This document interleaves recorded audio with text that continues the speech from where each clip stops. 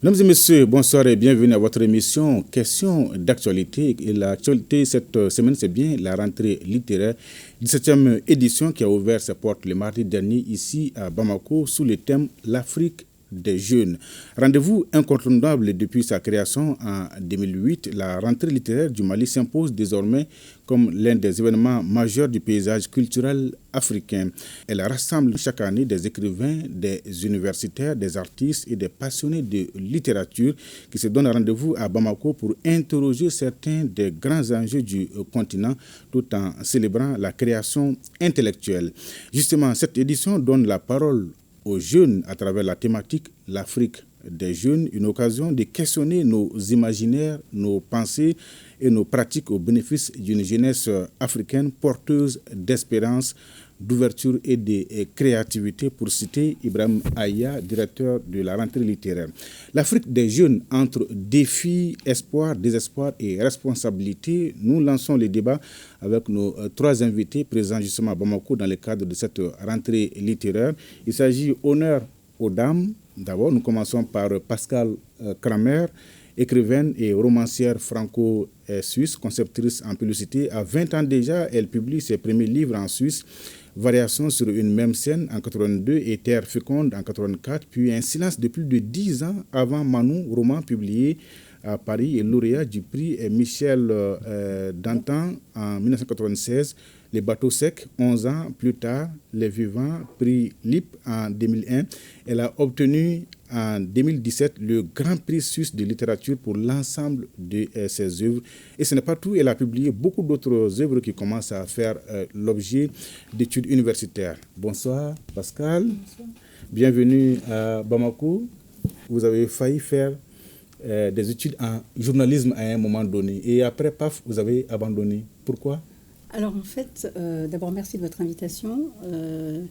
J'avais commencé des études de lettres et c'était à l'époque où mon père était très malade et donc j'étais peut-être pas faite pour les études et j'ai décidé de quitter et j'ai fait en fait du journalisme, mais à l'époque c'était possible sans avoir aucune formation. En fait, il y avait un nouveau magazine news qui s'était créé en Suisse qui s'appelle l'Hebdo, et j'avais envoyé un courrier, sans doute bien tourné, au rédacteur en chef. Et donc, il m'avait proposé de faire quelques papiers. Donc, j'ai fait ça pendant un an. Puis ensuite, je suis allée dans la publicité, d'abord à Zurich et ensuite à Paris. Et voilà. Opter pour la publicité.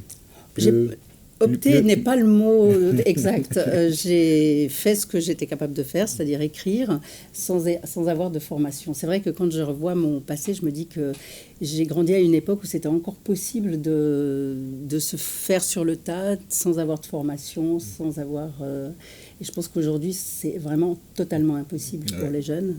Et je ne pense pas que j'ai été une moins bonne professionnelle. Je trouve que c'est très dommage, en fait, qu'on ne permette pas aux jeunes de pouvoir aussi passer par d'autres biais. Quand on n'est pas fait pour les études, ça ne peut pas dire qu'on n'est pas fait pour le monde professionnel. Oui, tout à fait, c'est vrai. Et qu'est-ce qui explique ces longs silences, je le disais, entre vos écrits, par exemple, 10 ans entre Terre féconde et Manou? Alors ça s'explique très facilement avec le fait que j'ai écrit 5 manuscrits pendant cette période et qui n'ont pas trouvé d'éditeur. Voilà, ça fait partie du métier d'écrivain. Enfin, je ne sais pas si tout le monde, mais je connais quand même pratiquement tous les écrivains que je connais ont vécu ça. C'est-à-dire que voilà, j'envoyais mes manuscrits à tous les éditeurs et j'avais des refus et donc je réécrivais un livre et puis voilà, ça a fini par payer. Okay. Une fois de plus, bonsoir et bienvenue. Merci beaucoup. Notre deuxième invité est Maker Eti de la Côte d'Ivoire, professeur de lettres modernes de lycée. Il est actuellement inspecteur principal de lettres modernes et chef de service de détection et suivi des talents à la direction de la vie scolaire du ministère de l'Éducation nationale, écrivain, poète et dramaturge. Il a dirigé l'Association des écrivains de Côte d'Ivoire de 2016 à 2022, lauréat du Grand Prix des associations littéraires et du Grand Prix national Bernard Dadier de littérature 2024 et auteur d'une vingtaine de livres. Bonsoir Maker. Bonsoir monsieur. Et bienvenue. Merci beaucoup. C'est vraiment intéressant votre travail de détection et de suivi des talents. Comment ça se fait en quelques mots ce travail? C'est un service de la direction de la vie scolaire qui est logé au ministère de l'Éducation nationale. Donc, les décideurs disent qu'il n'existe pas seulement les voies classiques, avec les études classiques en mathématiques, en lettres modernes. Il y a des élèves qui peuvent être talentueux dans les domaines du chant, de la danse, de l'écriture, des branches qui ne s'enseignent pas forcément en classe. Et donc notre travail, c'est de détecter ces enfants-là pour les aider à s'orienter et à les suivre. Voilà, parce qu'aujourd'hui, quand on regarde le monde, ce ne sont pas ceux qui sont forcément bardés du diplôme qui sont les mieux vus. Le côté artistique est un peu négligé, or c'est une voie vraiment porteuse. Ok, donc ça veut dire qu'en voyant Pascal, en voyant Walid, vous pouvez savoir tout de suite s'ils sont talentueux ou pas? Oui, mais j'interviens dans le milieu scolaire, du primaire jusqu'au lycée. Des écoliers. Donc, eux, ils sont déjà talentueux, ils sont déjà confirmés. Voilà, mais chez les enfants, un enfant, au moment où on fait le cours, l'enfant passe son temps à dessiner. Okay. Et parfois, lorsqu'on parle des examens, ces enfants sont rejetés du système.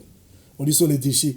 Il n'a pas eu 14 en maths, il n'a pas eu 15 en anglais, et on les écarte. Alors qu'ils peuvent connaître une percée dans d'autres domaines. Tout à fait. Donc nous veillons à cela pour ne pas que les enfants soient rejetés aussi facilement. Vous faites tout ce travail-là, vous enseignez, et après, vous avez le temps d'écrire jusqu'à une vingtaine de livres. Non, j'ai été détaché. Je suis enseignant de formation, mais après 20 ans, j'ai été détaché au service dont je parle tout à l'heure, au service des talents. Donc maintenant, je n'enseigne plus. Okay. Donc je me consacre à ce travail. Et le travail d'écriture, ça c'est la passion. On ne fait pas passion. On n'a pas vraiment d'un temps spécial pour le faire. Ça prend du temps. Oui, forcément. Notre troisième invité est M. Walid Amri. Il nous vient de Tunis. Il fait ses débuts dans la poésie et à l'âge de 25 ans déjà. Son premier recueil, Poème en liberté, paru en 2002. Ensuite, il lancera un cri ininterrompu avec Sud-Alterne en 2006, Sol en 2010, Parole Silex en 2012 et Sud-Excédent en 2015, tous parus dans la collection Poètes des 5 continents. Son premier roman, Calcium, paraît en 2021. Et en 2023, il publie son deuxième roman, Les Papillons de Lampedusa, pour lequel il reçoit d'ailleurs le prix international Ahmed Baba 2024 pour le meilleur roman africain. Ce n'est pas tout, il peint ses premières toiles en 2010, dont certaines sont exposées dans des galeries d'art. Bonsoir, Walid. Bonsoir, merci de me recevoir. Poète, romancier, peintre et économiste de banque. Comment vous arrivez à faire ces mélanges, j'ai envie de dire, parfait? Merci pour le compliment. Enfin, je ne pense pas qu'ils soient parfaits. Je pense qu'ils sont très imparfaits. C'est ce qui fait peut-être que je m'intéresse à ces mondes. En fait, j'ai toujours été entre les mondes. Né en Tunisie, j'ai papillonné vers la France où j'ai passé quelque temps.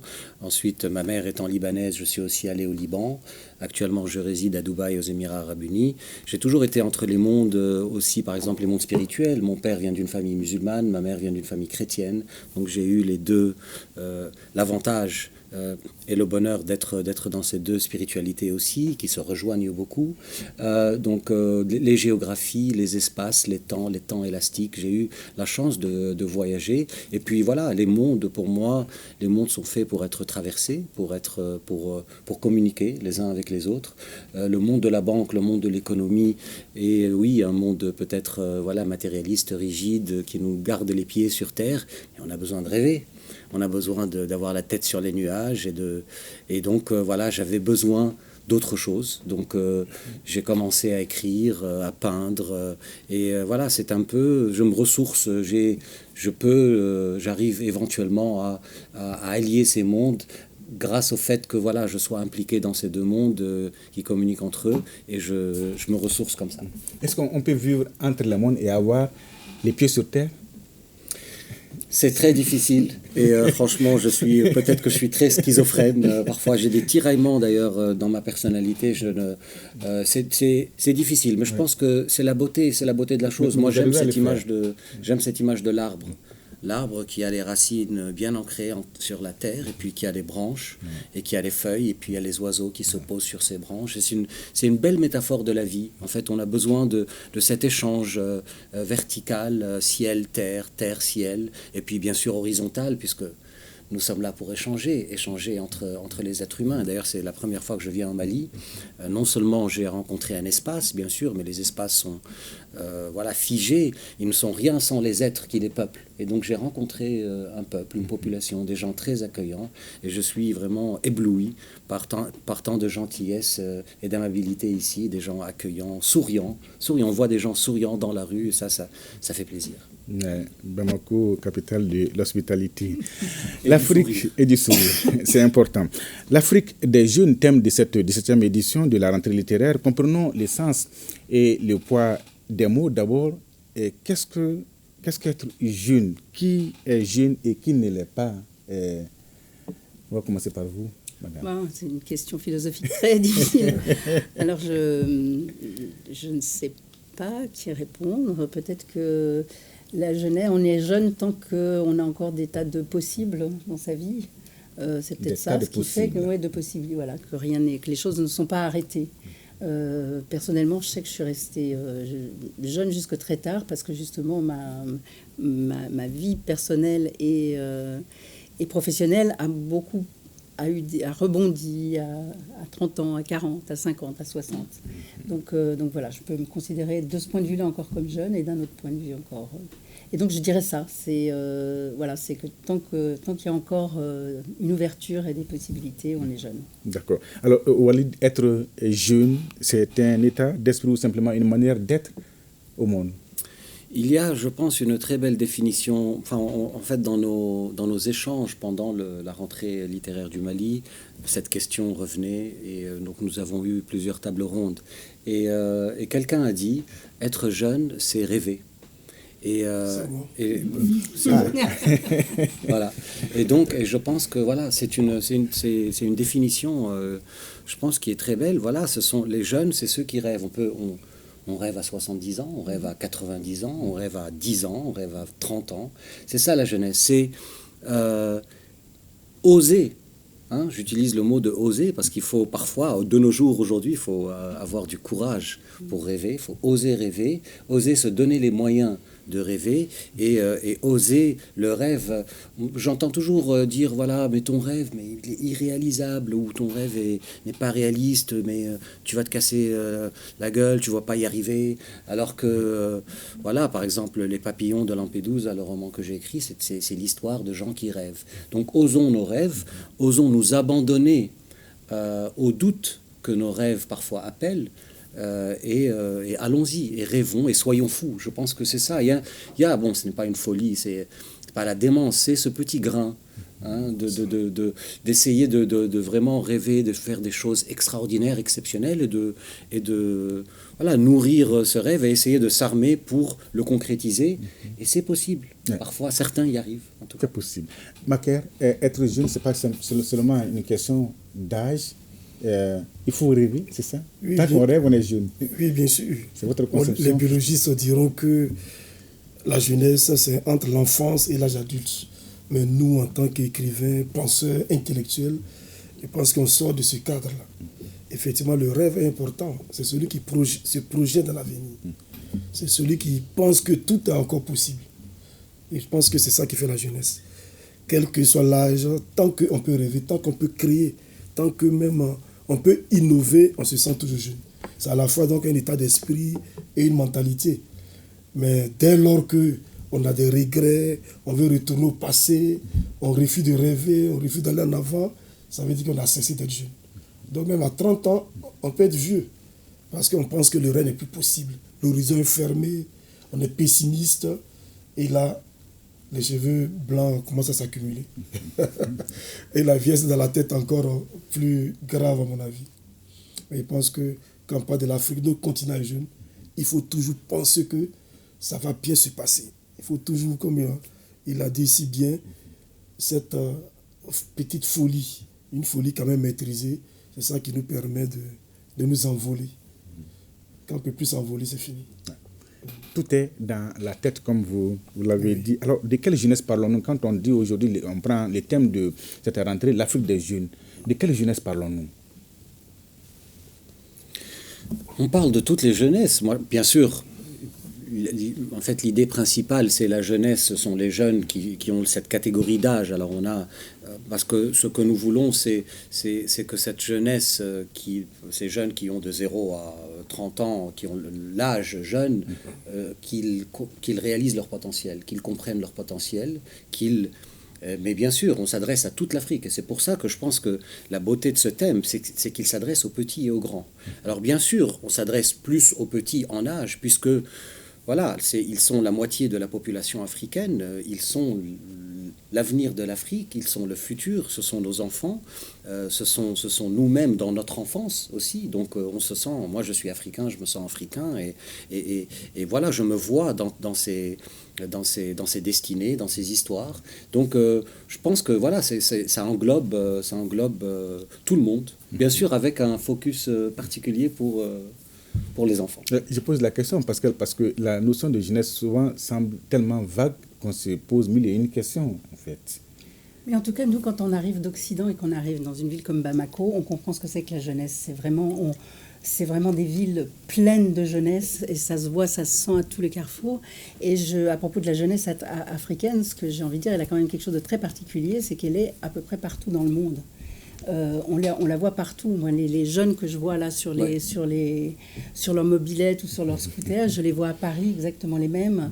Et donc c'est ça qui est assez fascinant en fait.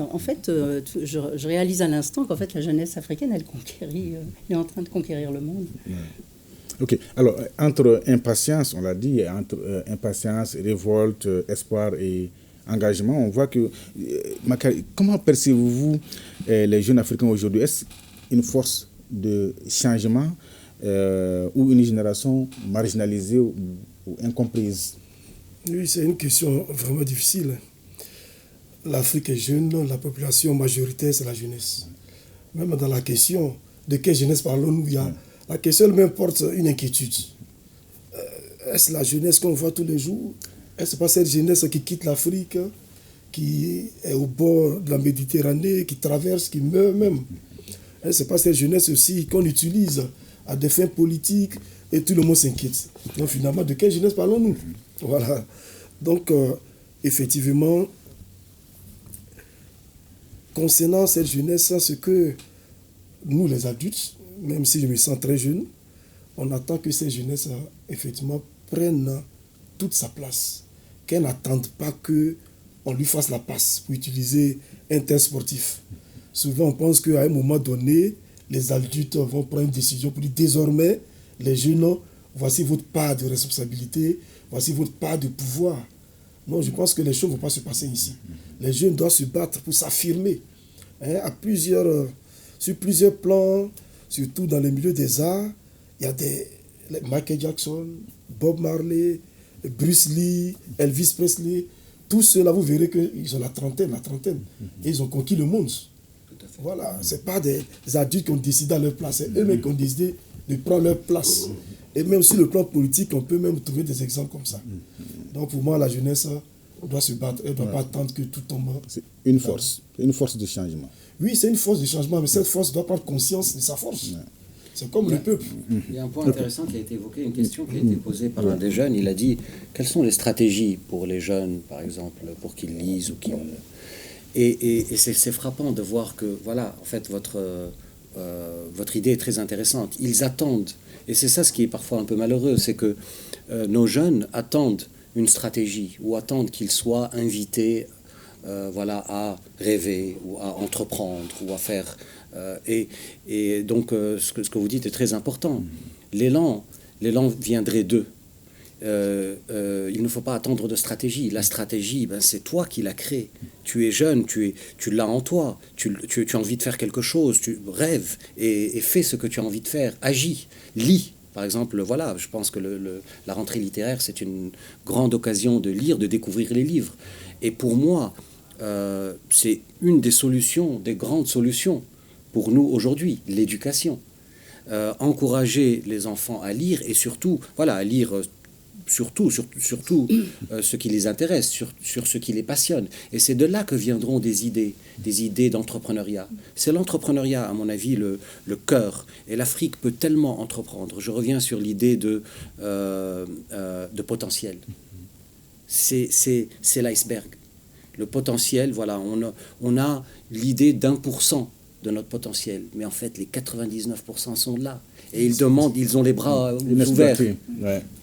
Alors, l'Afrique elle-même est un continent très jeune. Macaire vient au regard de sa population qui est jeune. D'ici 2030, la population de moins de 18 ans devra atteindre 750 millions de personnes. Et en 2050, la moitié de la population de 2,5 milliards aura 25 ans à peu près. Vu de loin, vu d'Europe, vous qui êtes franco-suisse, est-ce que cette Afrique des jeunes représente une bombe ou une opportunité?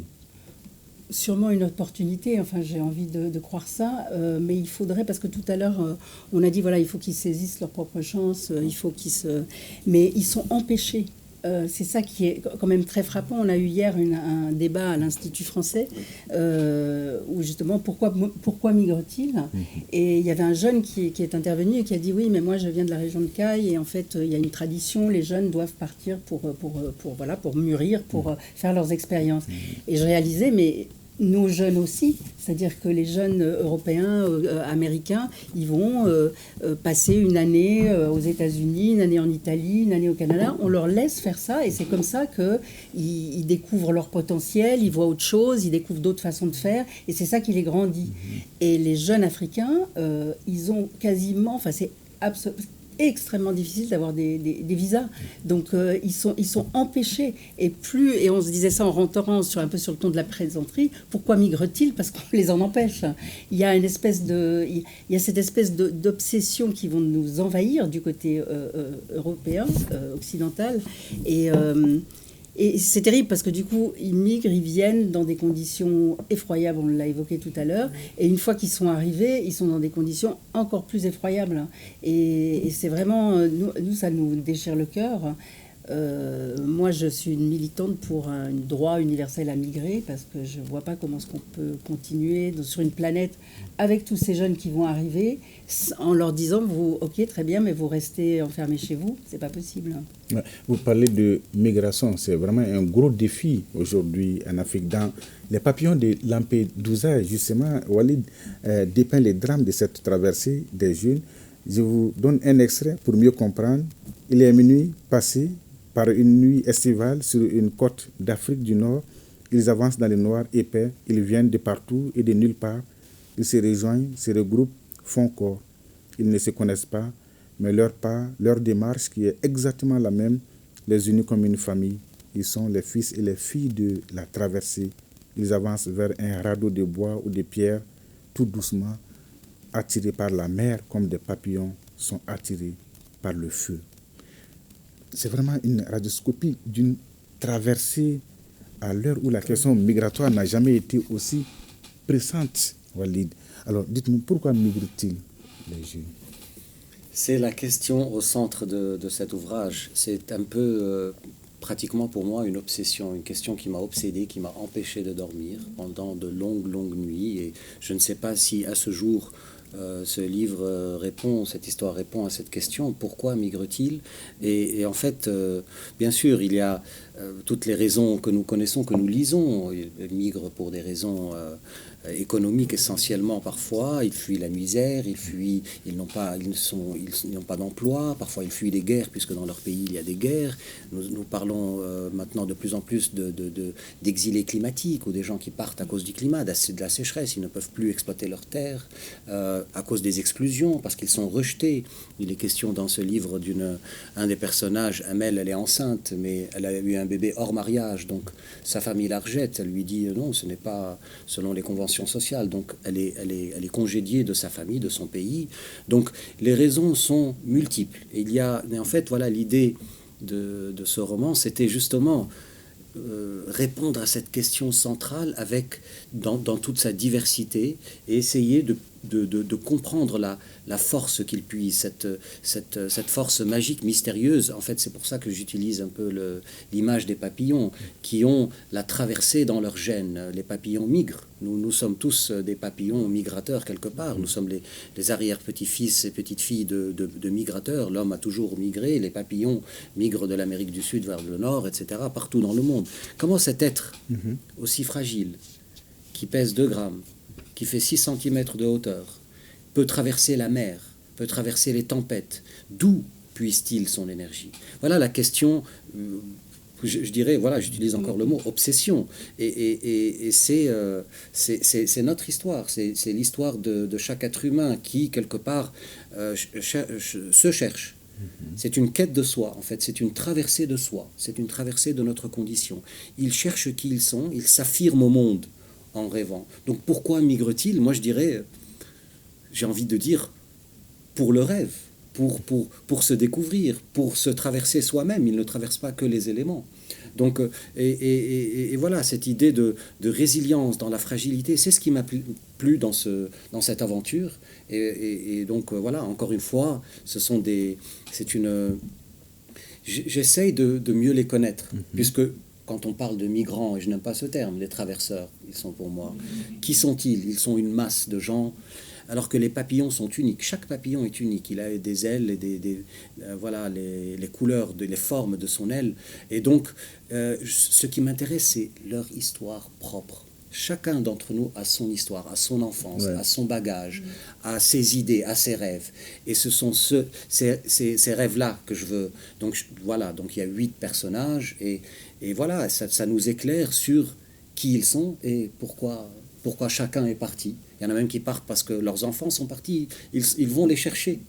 Il y en a qui partent parce que, voilà, c'est un coup de tête. Il y a énormément de raisons qui poussent à partir. Et puis quand on dit partir, il y a aussi le retour. Donc il y a aussi cette espèce de...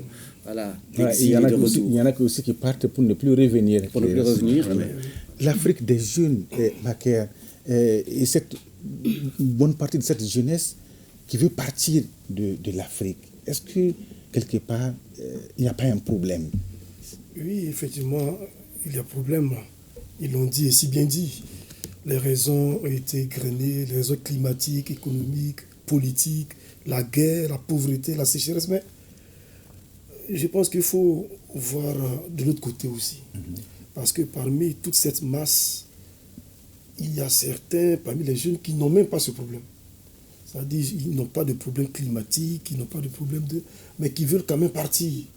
Parce qu'ils voient de l'autre côté, ils voient l'Europe comme l'Eldorado, partir pour partir. Mais maintenant, lorsque tout le monde est parti, qu'est-ce qu'on laisse derrière nous? Il y a cet aspect. On va vider l'Afrique. C'est parce que tout est bien organisé, tout est bien qu'on y va. J'aime bien la métaphore du papillon. Les papillons vont là où se trouvent les fleurs pour aller chercher de la beauté, du nectar, etc. Donc si on court derrière les papillons, mais on va se perdre dans la forêt. Mais si on cultive nos jardins, un matin à notre réveil, on remarquera que les papillons sont là. On remarque que les papillons sont là. Au lieu de courir derrière les papillons, ce sont les papillons qui vont venir vers nous. Donc à nous de cultiver nos jardins aussi. C'est vrai, ces raisons sont valables, je suis d'accord. Pour certains jeunes, ce n'est pas leur faute. Mais il y a des enquêtes qui ont montré qu'il y a des enfants même de ministres, de députés qui sont parmi les clandestins, qui s'enfuient. Et que lorsqu'on met la mission, on ne comprend pas. Et même l'argent que les gens déboursent pour traverser le Niger, l'Algérie, la Libye, mais quand on fait le point, mais c'est des sommes colossales. Donc on se dit, mais avec cette somme-là, mais on peut investir. Donc vraiment, ce problème doit être abordé de manière globale. On les plaint, on les aime bien, mais en même temps, il est bien aussi que chacun cultive son jardin. Pascal, cultivons notre jardin. Quand j'ai rencontré un jeune Malien il y a quelques années qui était sans papier, et puis voilà, on est devenus très amis, et avec une amie, on a réussi, mais ça a pris des années à lui obtenir des papiers. Donc depuis cette année, il en a. Il a 31 ans, il est parti de chez lui à 15 ans.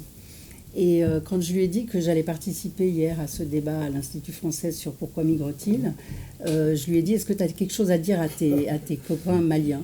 Et il m'a dit, oui, je viens ce week-end, il faut que je te parle. Et donc il est venu, je l'ai enregistré.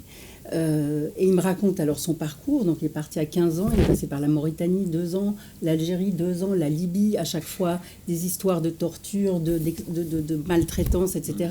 Après une traversée cauchemardesque, et puis ensuite à Paris une galère absolue, quoi. Et je lui demandais, il me dit, voilà, ça fait 16 ans maintenant que je suis partie, donc il y a plein de gens qui sont morts dans mon entourage, il y en a qui sont nés, il y a mon village qui a complètement changé. Et je lui disais, tu regrettes? Il me dit, oui, je regrette. Il dit, mais... je lui ai dit, mais qu'est-ce que tu ferais aujourd'hui si tu avais 15 ans? Elle dit, mais je saurais aujourd'hui que faire si j'étais partie. Donc en fait, c'est tout ça. C'est quand on est parti qu'on comprend tout ce qu'on pourrait faire dans comment cultiver notre jardin.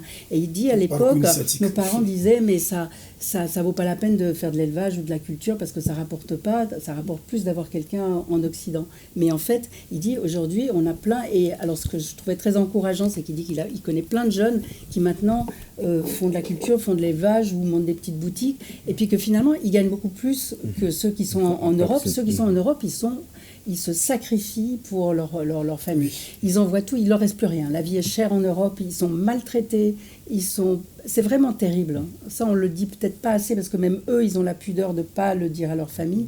Mais c'est très, très, très difficile. Et ils envoient tout et ils ont rien pour eux. Mais je pense que l'expérience de ceux qui partent et qui voient aussi comment on peut faire ailleurs, eh ben, ça va enrichir. Et moi, j'ai vraiment espoir que l'Afrique, avec ces jeunes-là, va vraiment faire quelque chose. Ouais.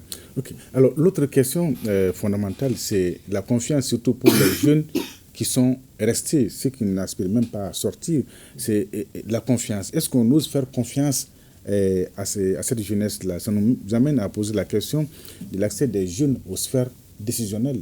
Là aussi, est-ce que ce n'est pas un problème, un défi à relever par...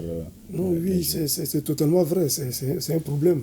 Mais comme je l'ai dit en introduction, il faut que les jeunes même se battent. Je vais prendre un exemple. Si à Bamako ou bien dans une petite ville, il y a une élection, un jeune est candidat avec son programme, un adulte est candidat. Les mêmes jeunes qui se plaignent vont voter l'adulte. Déjà, quand le reine, lui, il est trop jeune, il ne peut pas diriger, non, c'est pas la peine. Et puis, d'ailleurs, il a le même âge que moi, je ne veux même pas qu'il soit devant moi. Il y a tout un ensemble de préjugés, et ces préjugés-là vont le bloquer. Au cours d'une réunion, si il y a des postes à prendre, on demande des volontaires, les jeunes eux-mêmes sont capables de proposer des adultes. Pour être président, on va prendre celui-là. Les mentalités commencent à changer quand même, parce qu'on a quand même des jeunes, des jeunes présidents de 40 ans maintenant. Oui, mais c'est intéressant. Il faut que les jeunes prennent les choses en main eux-mêmes. C'est la même chose pas pour attaquer les femmes, mais souvent, surtout en Afrique, dans une classe ou bien dans une salle d'université, si on doit voter le chef, les femmes elles-mêmes votent déjà le garçon. Elles ne sont pas prêtes à voter la femme. Donc, dès le départ, ça devient faussé. Et ça devient faussé. Parce que les hommes, ou bien les adultes, ils ne vont pas croiser les bras, attendre que les jeunes... C'est un combat. La vie elle-même, c'est un combat. Donc, les jeunes doivent prendre leur avenir en main. Ça, c'est sûr. Il ne faut pas penser que... on a vu des gens de 70 ans, 80, 90 ans, ils ne veulent même pas céder le petit pouvoir même du quartier. Il ne peut même pas marcher, mais il ne veut pas laisser. Donc, puisque c'est une élection, mais aux jeunes, de ne pas le voter. Il faut faire confiance aux jeunes, donner des pouvoirs aux jeunes. À 100%. Bien sûr, il faut faire confiance aux jeunes. Maintenant, je pense que les jeunes, la confiance est primordiale. Quand on est dans la sphère de... Bon, je ne sais pas, votre question... ça sert dans la vie politique ou dans la vie économique. Oui, économique. Non, politique et économique. Bien sûr. Pour faire confiance, c'est faire confiance à une énergie. Faire confiance à une... Les jeunes, c'est une énergie. Les jeunes, ce sont des ambitions. Les jeunes, ce sont des idées. Les jeunes, c'est un entrepreneuriat. Les jeunes, c'est le rassemblement, la fédération. Ils vont fédérer. Et comme on a dit, la moitié de la population, ce sont les jeunes. Donc, nécessairement, je ne pense pas qu'il y ait des jalousies. Certainement, ce que vous dites est vrai, il y a des jalousies comme ça, mais c'est normal. Il y a de la concurrence. Moi, j'aime voir la concurrence. Oui, qu'il y ait de la concurrence. La concurrence est très bonne. Comme ça, les meilleurs viendront. Et puis, donc, je pense que, bien sûr, faire confiance aux jeunes, faire confiance à l'énergie des jeunes, faire confiance au fait que les jeunes, en fait, vont ramener des idées, vont ramener un souffle nouveau. Mais je suis aussi pour dire que les jeunes ne doivent pas attendre qu'on leur fasse confiance. Ils doivent faire les premiers pas.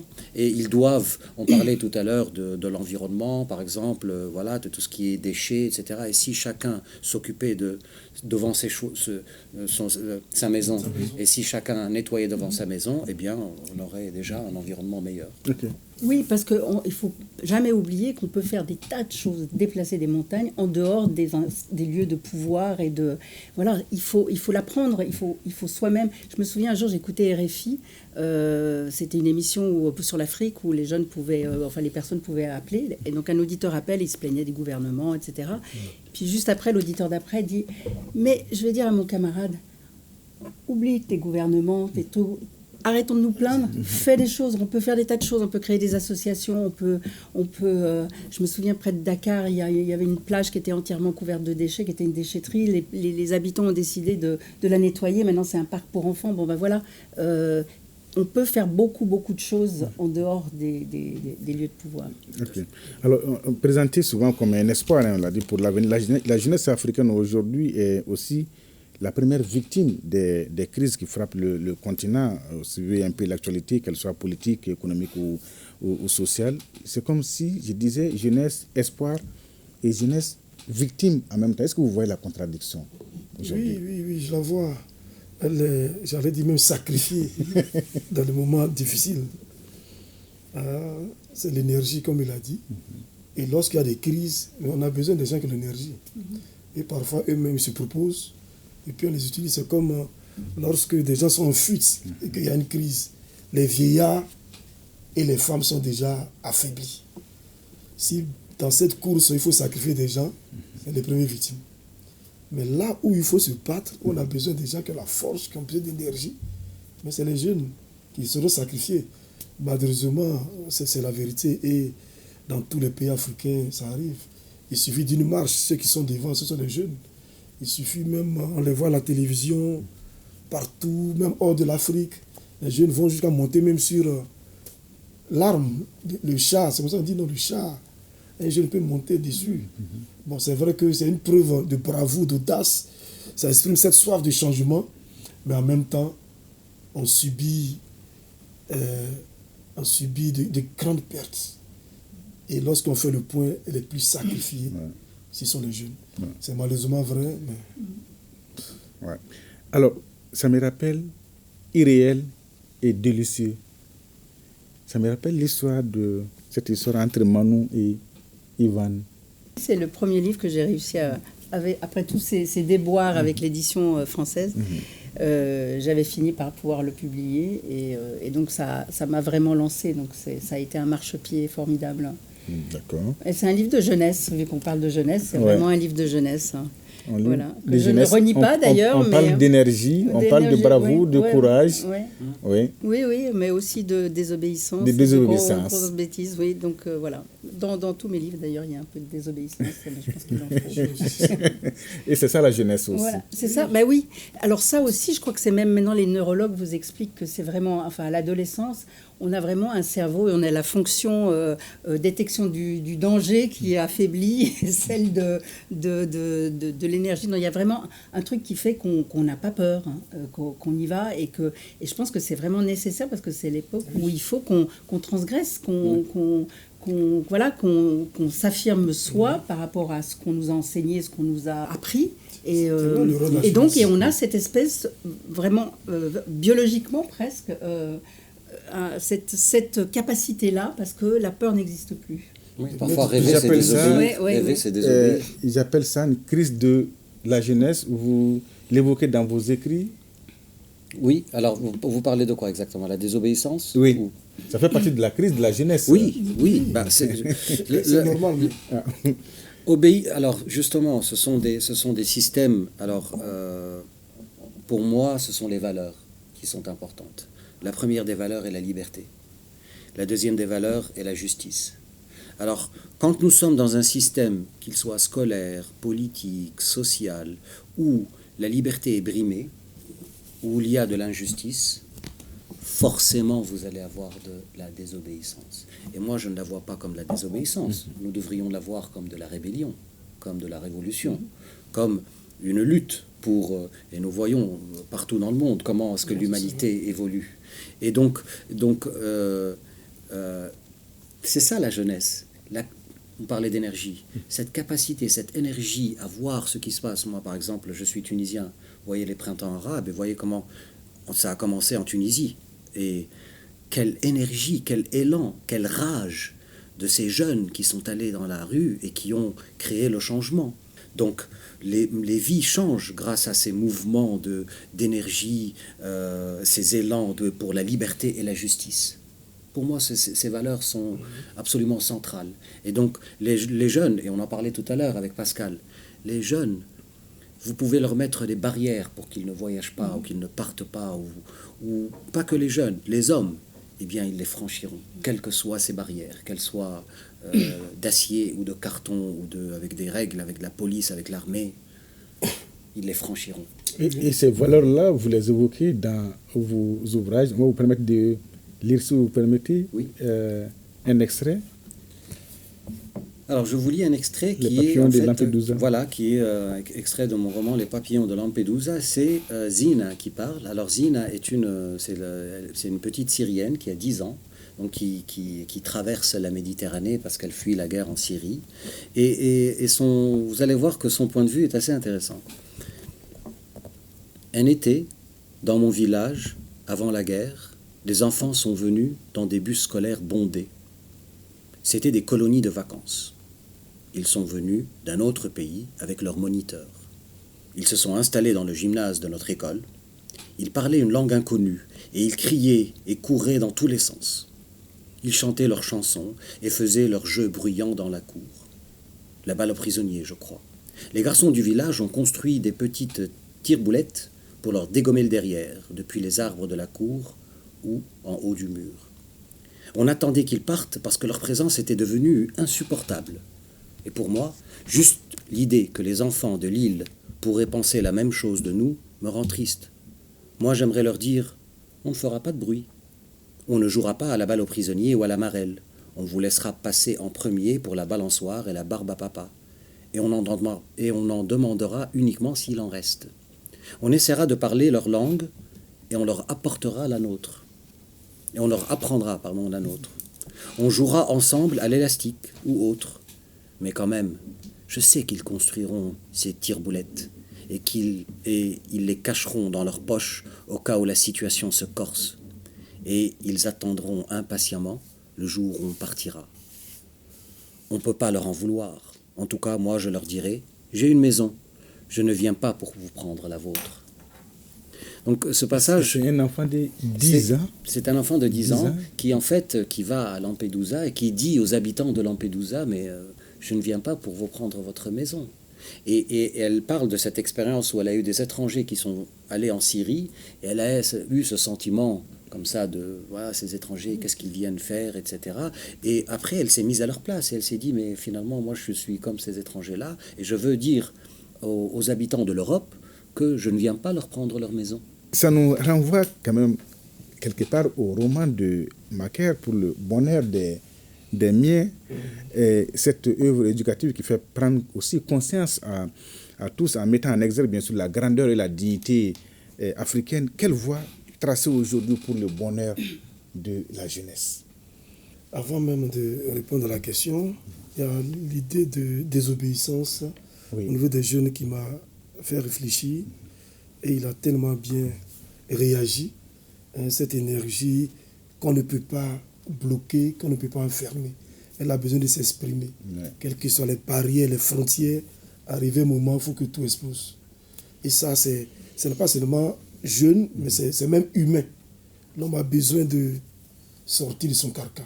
Et c'est ce qu'on entend des jeunes. C'est vraiment pas de désobéissance, mais c'est une mise en cause de la rigidité.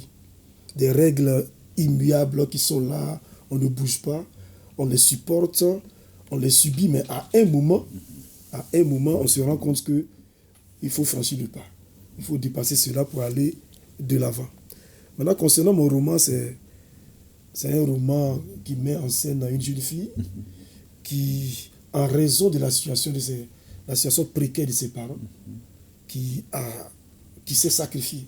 Et quand je parle de sacrifier, c'est-à-dire s'est donné à plusieurs hommes pour atteindre son objectif. Évidemment, c'est un contre-modèle. Ce n'est pas un modèle de vie.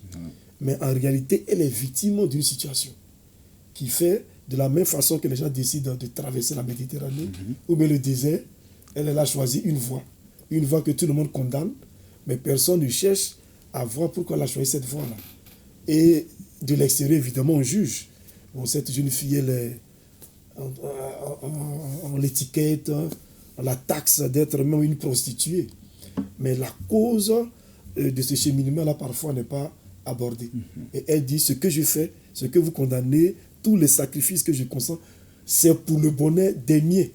C'est ce qui donne le titre de l'œuvre. Mais à la fin, puisque c'était un livre, c'est un livre qui s'adresse à la jeunesse scolaire, à la fin, elle est tombée malade, elle a contracté le VIH. Une façon de dire à la jeunesse que la voie qu'elle a utilisée, c'est vrai, c'est justifié, mais ce n'est pas la bonne voie. Et que la seule voie pour être indépendant, pour réussir, c'est le travail. Ouais, le travail, c'est la voie démocratique, la voie la plus... je ne sais pas, c'est la voie la plus... qu'il faut conseiller à tout le monde. C'est la voie la plus courte. Voilà, vers le succès, le travail. Sinon, les autres raccourcis, ça conduit à la mort le plus souvent. Oui, je pose la question parce qu'il y a quand même une leçon à retenir à la fin de l'histoire. C'est son père qui est vigile, qui frappe à la porte de la retraite, et sa mère qui est ménagère et qui fait de la blanchisserie pour aider face aux dépenses. Quand le papa dit, tu sais, ma fille, tu n'as point besoin d'être riche pour être heureuse, quels que soient les métiers que tu exerceras un jour, l'essentiel est qu'ils te permettent de vivre décemment. La page 72, c'est quand même un message, c'est comme si un message adressé à la jeunesse aujourd'hui, à la jeunesse africaine. Son père avait remarqué qu'elle menait une vie tumultueuse, donc il essayait de la contenir, il lui donnait de très bons conseils. Mais évidemment, elle n'écoutait pas. Et lui aussi n'avait pas la stature qu'il fallait pour s'imposer à sa fille. Parfois, le père parle un moment, c'est comme s'il fuyait ses responsabilités. Et cela est dû à la précarité de sa vie, à la pauvreté. Quand le père même a un petit portable qui coûte 30 000 et que la jeune fille rentre à la maison avec un portable de 200 000, le père sait qu'il n'a pas donné l'argent à sa fille. Mais il est incapable même de parler. Il sait que c'est derrière ce portable, il y a un homme qui a donné cet argent, que la jeune fille a posé un acte désespéré pour avoir l'argent qu'il faut. Mais le père garde du silence par impuissance. Et cela est dû à la pauvreté. Et le père en question, quand il tombe malade, hospitalisé, il n'y a rien pour le soigner, mais c'est la jeune fille qui fait face. Alors qu'elle est élève. Mais évidemment, où elle trouve l'argent? Où elle trouve l'argent? Donc, il y a une contradiction, mais le plus important, ça nous donne à réfléchir, à creuser les questions plus profondément. Parfois, on reste à la surface. Rapidement, on condamne les gens, rapidement, on condamne les jeunes filles ou bien les jeunes hommes. Les jeunes filles n'ont pas de prostitution, mais les hommes, ça peut être la drogue, ça peut être autre chose. Et le broutage, on s'est développé dans d'autres pays. Mais quelle est la raison, quelle est la cause profonde de ces choses-là? Mais dans tous les cas, on retombe toujours sur la conclusion que c'est par le travail qu'on peut se libérer. Du bon travail honnête. Aller au-delà de la surface, aller dans les profondeurs, s'interroger sur aujourd'hui la voie à tracer pour les jeunes africains. Quel conseil il faut leur donner? Moi, je dirais lire. La solution est dans les livres? Non, la solution est dans les livres. La solution est dans l'éducation. La solution est dans moi, je dirais l'auto-éducation. Alors, clairement, bien sûr, les autorités ont un rôle à jouer. Et je vois que beaucoup, dans nos pays africains, il y a beaucoup d'efforts qui sont faits dans ce sens, dans le système éducatif, notamment au Mali. Mais je suis pour l'auto-éducation. Quand on a la chance, bien sûr, de savoir lire, eh bien, c'est une chance incroyable. Les mots peuvent changer le monde. Il y a des livres qui changent des vies. Moi, je suis un grand fervent de la lecture et je pense que la solution est dans les livres. La solution de chacun se trouve dans un livre. Alors, il faudrait trouver ce livre. Pour moi, j'ai vraiment une relation avec la lecture je suis très exigeant avec les livres que je lis, et parce que je suis exigeant avec les livres que j'écris, j'efface énormément avant d'écrire. J'écris une phrase et je crois que j'en efface 10 millions avant d'écrire cette phrase. Donc nous écrivons en effaçant. Et avoir cette exigence par rapport aux livres qu'on lit. Il y a des livres qui sont ennuyeux, qui ne nous intéressent pas, qui sont mal écrits. Moi, je jetterai ces livres ou je ne les lirai pas. Allons vers le livre qui nous fait sauter de joie. allons vers le livre qui nous fait pleurer de joie, qui nous écorche le cœur. Moi, il y a des lectures comme ça, hein, on peut parler d'auteurs maliens consacrés ou d'auteurs africains ou d'ailleurs. J'ai des auteurs qui me... C'est un pur plaisir de les lire, et non seulement un plaisir, ça m'a vraiment changé la vie, ça a changé ma vie. Et donc je pense que si j'ai un conseil à donner, c'est lisez, trouvez le livre qui va changer votre vie. Trouvez-le. Walid, mettez-vous à la place de ce jeune Africain qui a de la peine à joindre les deux bouts, et qui cherche à manger et à qui vous demandez de lire un livre. Alors oui, c'est pour ça que je disais, bien sûr, parfois il y a des jeunes qui ne savent même pas lire. Alors ça, c'est le drame. Et c'est pour ça que moi, déjà, c'est pour ça que je dis... je fais appel aux autorités. La première des choses, c'est l'alphabétisation. L'alphabétisation est la clé. Quand on a donc des écoles, etc., mais je parle surtout des jeunes qui ont cette capacité. Mais un jeune qui ne peut pas lire, mais voilà, c'est... pour moi, je donnerais le conseil d'essayer à tout prix d'apprendre à lire. Apprends à lire. Attrape quelqu'un et dis-lui je t'aimerai toute ma vie si tu m'apprends à lire. Pascal? C'est vraiment le gros du problème. Moi, je suis très engagée dans une association qui reçoit des personnes migrantes. Une grande majorité ne sait pas lire ni écrire, et apprendre à lire et écrire sur le tard, c'est très très très difficile. Et c'est pour ça que c'est pas tellement aux jeunes qu'on a envie de dire quelque chose, c'est à ceux qui les entourent. Moi, je suis dyslexique et j'ai eu des parents très aimants et qui m'ont fait bosser. Et moi, j'étais aussi j'étais volontaire, mais on m'avait donné le sens de cette volonté, on m'avait fait voir ce que je pourrais atteindre si j'avais cette volonté-là. Donc ça, il faut quand même qu'il y ait des gens qui se soucient des jeunes et qui se soucient de leur avenir et qui mettent les moyens et le temps qu'il faut pour les accompagner. Parce que voilà, il y a quand même des tas de choses si on les a pas reçues, et c'est pas des choses matérielles, c'est vraiment des choses justement de compétences, de connaissances. Si on les a pas eues tout petits, pour les acquérir ensuite, c'est difficile. Okay. L'Afrique des jeunes, la voie à tracer, la solution se trouve dans les livres. Oui, non, je suis d'accord avec lui. J'aime terminer mes conférences sur la lecture par cette formule. Je dis, il y a 3 secrets pour réussir. Et je vois que les étudiants, les élèves sont captés, ils sont prêts. Il dit, vous notez, dit oui. Premier secret, lisez. Deuxième secret, et là, notez bien, lisez. Maintenant, le troisième, ça c'est le plus important. Lisez. Là, les gens sont là. En fait, la lecture forge la personnalité. Il n'y a pas de l'image. Lorsqu'on doit construire une maison, on fait d'abord la fondation, qu'on ne voit peut-être pas. On creuse un trou, on y met du fer, du caillou, du ciment, le gros œuvre, comme on l'appelle. Après, maintenant, la maison monte. La lecture, c'est la fondation. C'est la base de tout. Et quand il parle de lecture, c'est surtout ceux qui savent lire, qui ne lisent pas. Là, ça devient un drame. Pour celui qui ne sait pas lire, au moins, bon, il faut qu'il apprenne à lire. Mais celui qui sait lire et qui ne lit pas, et l'excuse, non, il a faim, etc. Parfois, on lui dit même pas d'acheter le livre. On lui offre le livre et il ne lit pas. Et là, ça devient véritablement un drame. La lecture forge la personnalité. Il faut que la personnalité... Et quand on parle de lecture, ce n'est pas juste pour le plaisir. Au-delà de la lecture, il faut voir le livre, il faut voir l'éducation, il faut voir la formation. Parce que ce n'est pas seulement la littérature. La lecture dans tous les domaines, politique, économie, partout. Donc c'est vraiment la base. Donc c'est juste le symbole de l'éducation qu'il faut pour que l'Afrique s'en sorte. Okay. Je dirais aussi, quelque part, prendre son destin en main. C'est-à-dire que, parce que parfois, voilà, on a c'est un déclic. Moi, il y a une très belle expression qu'on emploie sur Aimé Césaire, l'homme volcan.